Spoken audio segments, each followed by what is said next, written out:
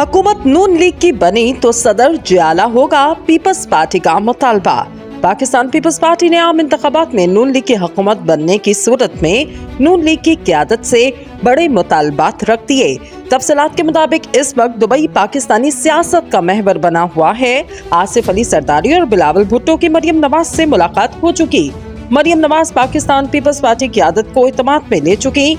इन्होंने गुज़िश्ता रोज अपने वालिद को ये ब्रीफिंग दी कि पंजाब में मुस्लिम लीग नून की पोजीशन मजबूत है। बाखबर सराय के मुताबिक पाकिस्तान पीपल्स पार्टी की क़यादत की जानिब से आइंदा आम इंतखाबात में मुस्लिम लीग नून की जीत की सूरत में बड़े मुतालबात सामने आए हैं। ज़राए के मुताबिक आसिफ अली सरदारी और नवाज शरीफ की यहाँ मुलाकात में बड़े फैसले मतवक्के हैं। इलेक्शन कब होंगे, निगरान हुकूमत और सीट एडजस्टमेंट समेत दीगर अहम मामलात पर मुशावरत की जाएगी।